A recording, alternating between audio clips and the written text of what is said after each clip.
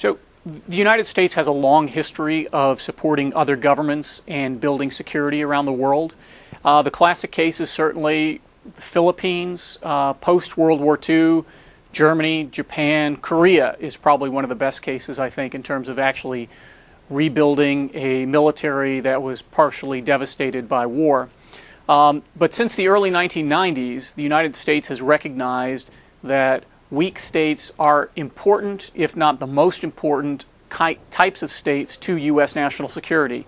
And this was a big shift, because during the Cold War, it was largely recognized the Soviet Union was the most important country.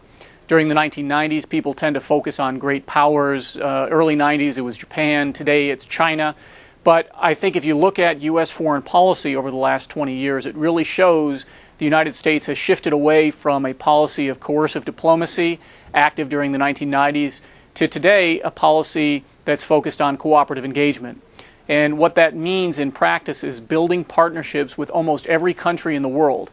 On a financial basis, the U.S. has programs with about 150 countries, ranging from Azerbaijan to Zambia. And these programs do everything from provide advanced weapons to countries like Pakistan, F-16s, for example, or to Israel on the high end. But then on the other end is helping other countries develop strategy. From a Navy's perspective, this is evident in Africa. The Naval War College, for instance, has been active in East and Southern Africa, helping these countries develop a maritime strategy. Not everyone has agreed, though, that this is the right approach for foreign policy. And especially when it comes to seeing Marines, for instance, being teachers or sailors painting schools, some people question this, and there's been this natural resistance that emerged. In the 90s, there was a big theme, superpowers don't do windows. And that was countered with, well, weak states are more important to national security than strong ones are. Today, I think everyone recognizes largely that building partnership capacity, helping countries solve their security deficits is one of the most important things for the U.S. military today.